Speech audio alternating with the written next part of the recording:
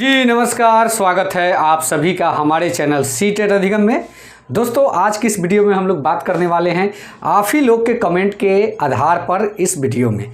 जी हाँ दोस्तों, कुछ पॉइंट है जो आप लोग के द्वारा पूछा गया था। कल किसी कारणवश हम वीडियो नहीं बना पाए, लेकिन आज हम उसका रिप्लाई दे रहे हैं क्योंकि कल से आज तक लगातार कमेंट आ ही रहा है, फ़ोन कॉल आ ही रहे हैं कि क्या नियोजित शिक्षकों के लिए निगेटिव मार्किंग नहीं रहेगा, और दूसरा क्या शिक्षक भी 2.5 लाख सीट पर आवेदन करेंगे, और तीसरा परीक्षा तैयारी का समय इतना कम क्यों, और चौथा क्या नियोजित शिक्षकों के लिए अलग पेपर होगा, क्या शिक्षकों का प्रश्न पत्र आसान होगा, शिक्षक और शिक्षक अभ्यर्थी में क्या फ़र्क है।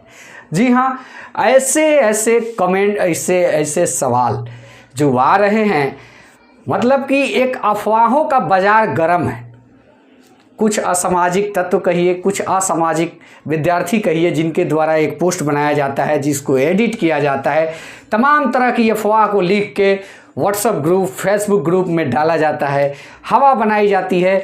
अब जो जेन्युइन अभ्यर्थी है, आम अभ्यर्थी है, वो समझ ही नहीं पा रहा है कि सच्चाई क्या है, ऐसा क्यों हो रहा है।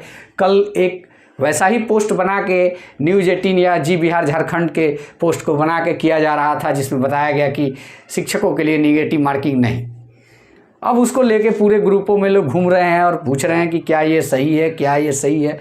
तो आज इसी से संबंधित इस वीडियो में चर्चा करेंगे, और परीक्षा का इतना कम समय क्यों है इस पर भी चर्चा हो जाएगी थोड़ी बहुत, और क्या शिक्षक 2.5 लाख सीट पर, जी हाँ, ये भी एक बहुत बड़ा मतलब कि सवाल बन के उभरा है। लोग ये भी नहीं समझ पा रहे हैं कि शिक्षक 2.5 लाख सीट पर आवेदन करेंगे। अगर ऐसे में तो शिक्षकों की संख्या 4 लाख है और 2.5 लाख हम लोग, तो 6.5 लाख अभ्यर्थी और 2.5 लाख सीट, तो कटअप तो हाई अभ्यर्थी। इस प्रकार से अपनी लॉजिक लगा रहे हैं, लग रहा है कि पूरा एनालाइजर बन चुके हैं। तो चलिए आज की इस वीडियो में यही बात करेंगे, सारी कन्फ्यूजन को क्लियर करेंगे। वीडियो को पूरा देखिएगा, अंत तक देखिएगा। वीडियो अच्छा लगे चैनल को सब्सक्राइब कीजिएगा। चलिए, क्या नियोजित शिक्षकों के लिए निगेटिव मार्किंग नहीं रहेगा?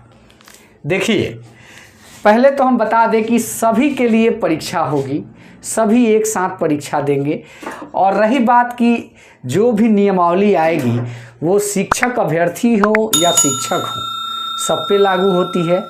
और जो नोटिफिकेशन आएगा स्वाभाविक है कि वो शिक्षक हो या शिक्षक अभ्यर्थी हो, सभी पे लागू होगा।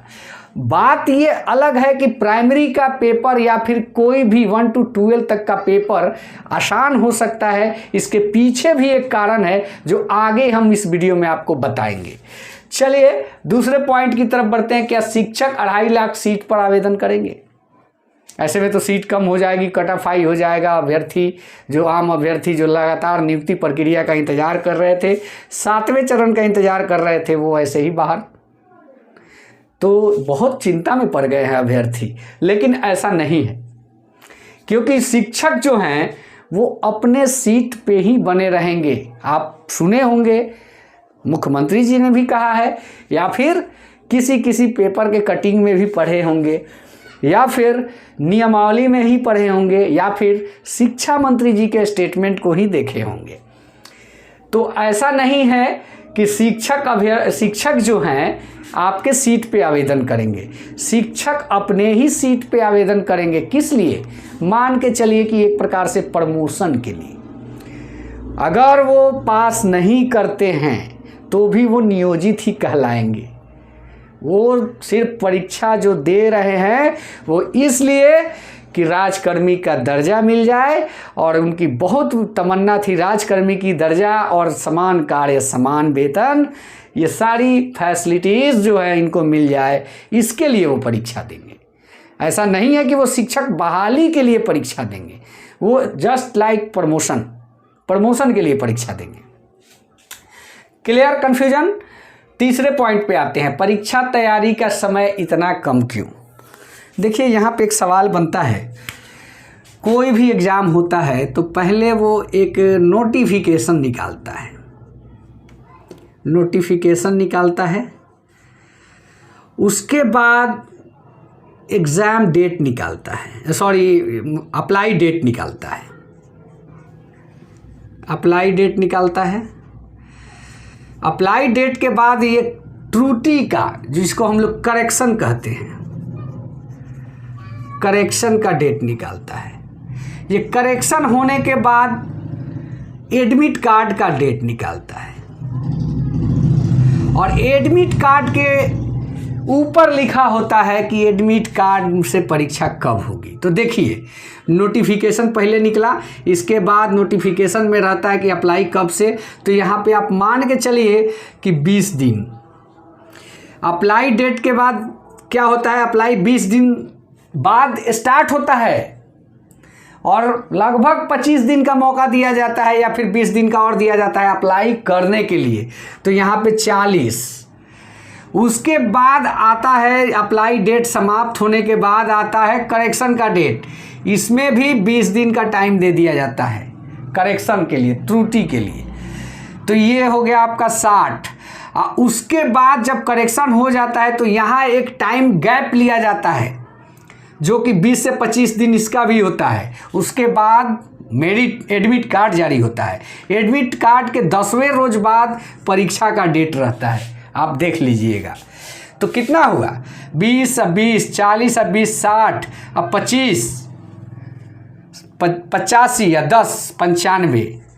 ये पूरी प्रक्रिया करने में 3 महीना 5 दिन का समय लगेगा परीक्षा डेट आते आते। जून में कैसे परीक्षा हो जाएगा? जून में परीक्षा होने का 100% चांस नहीं है, ये जान लीजिए। पेपर की बात को अगर आप सही मान रहे हैं और मेरी बात को गलत मान रहे हैं तो आने वाला इस प्रश्न का उत्तर भविष्य की गोद में रहेगा। और आप देख लीजिएगा कि हमने क्या कहा, 95 दिन। और आपके परीक्षा का डेट कितना हो सकता है, तो अक्टूबर या सितंबर, ये हमसे आज ले लीजिए, अक्टूबर या सितंबर में परीक्षा होगा। चलिए, तैयारी अच्छे से कीजिए क्योंकि अक्टूबर सितंबर भी कम है, क्योंकि बीपीएससी है, हलवा नहीं है। तो अक्टूबर और सितंबर में भी परीक्षा होती है। तो वो कहने का मतलब एक प्रेफर्ड डेट नहीं है। ये नहीं है कि आपकी तैयारी इतना टाइम मिलने से अच्छे से ढंग से हो जाएगी। सीरियसली पढ़िए, सुकून से पढ़िए। देखिए, एक और यहाँ पे हम आपको बात बता देना चाहते हैं। दिमाग का जो सेल होता है ना, कितना देर एक्टिव रहता है कंटिन्यू? जब आप स्टडी करने बैठिएगा तो 40 मिनट एक्टिव रहता है, 40 मिनट ओनली। इसके बाद यह सेल जो है अपने आप इसका डीएक्टिव होना चालू कर देता है। तो देखिए, 40 मिनट के बाद एक गैप दीजिए पढ़ने के टाइम। ये मैं बता रहा हूँ, पढ़ने के टाइम 40 मिनट लगातार पढ़िए और 40 मिनट के बाद एक गैप दीजिए। या तो 10 मिनट कहीं से घूम के आइए, या तो इस 10 मिनट में चाय पी लीजिए, या फिर ग्लूकोन डी पी लीजिए, कुछ भी पी लीजिए, या फिर किसी दोस्त के साथ 10 मिनट खड़े होकर गप मार लीजिए। कहने का मतलब कि रिफ्रेश हो लीजिए। उसके बाद फिर बैठिए 40 मिनट। अगर आप सोचिएगा कि एक बार 2 घंटा बैठे तो अब संभव नहीं है, वो उम्र चला गया। चलिए आगे बढ़ते हैं। क्या नियोजित शिक्षकों के लिए अलग पेपर होगा? आप सभी जानते हैं कि परीक्षा जब एक साथ होगी तो अलग पेपर होने की संभावना बिल्कुल नहीं है। जो पेपर नियोजित के लिए होगा वही पेपर आपके लिए होगा। हाँ, नियोजित शिक्षक से आपको, जो आम अभ्यर्थी है, उनको एक फ़ायदा होने वाला है। वो ये होने वाला है कि जो पेपर बनेगा, मैं अपना लॉजिक बता रहा हूँ, ये कहीं ऑफिशियली नहीं है। जो पेपर बनेगा इनको पास कराने के लिए पेपर होगा, ये आप मान के चलिए। अगर नहीं होगा इनके पास कराने लायक तो सरकार की फजीहत एक बार फिर निश्चित है, क्योंकि गार्जियन कहेंगे कि बिहार सरकार जो विद्यालय में शिक्षक रखा है वो फिलहाल शिक्षक है और उससे हम अपने बच्चे को नहीं पढ़ाएंगे। तो फजीहत एक बार फिर होगा। तो इनको पास कराने के लिए पेपर हल्का होगा, और क्योंकि एक साथ परीक्षा होगी तो इसका लाभ 7वें चरण अभ्यर्थियों को भी मिलेगा। चलिए, क्लियर? क्या शिक्षकों का प्रश्न पत्र आसान होगा? अरे भैया, प्रश्न पत्र शिक्षकों का नहीं, सभी का प्रश्न पत्र आसान होगा। तब रहा बात कि इसको आप लोग 100% कन्फर्म मान के मत चलिएगा, लेकिन हाँ, जितना हम लोग हवा देख रहे हैं बीपीएससी उतना नहीं रहेगा, उससे कम रहेगा, आसान पेपर रहेगा। शिक्षक और शिक्षक अभ्यर्थी में क्या फ़र्क है? देखिए, फ़र्क है फ़र्क यही है कि आप जानते हैं कि 45% पर क्वालिफाई मार्क्स है ओबीसी का और 50% पर क्वालिफाई मार्क्स है जनरल का। तो यहाँ पे क्या है कि अगर ये शिक्षक क्वालिफाई करता है तो शिक्षक राजकर्मी बन जाएगा, ठीक है, ये राजकर्मी बन जाएगा।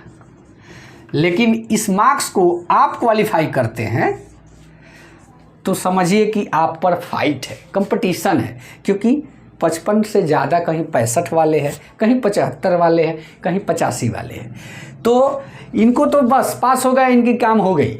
लेकिन आपको कुछ दिन और टेंशन झेलना पड़ेगा जब तक आपकी नियुक्ति प्रक्रिया नहीं हो जाती। यही फ़र्क है, दूसरा फ़र्क नहीं है। वो 45 के बाद बिल्कुल कंफर्म है कि राजकर्मी का दर्जा मिल गया, लेकिन आप जब तक आपकी नियुक्ति प्रक्रिया नहीं होती तब तक आपको कंफर्म नहीं है। तो यही फ़र्क है, दूसरा फ़र्क नहीं है। तो दोस्तों, यह वीडियो अच्छा लगा हो तो चैनल को सब्सक्राइब करें। धन्यवाद। जय हिंद, वंदे मातरम।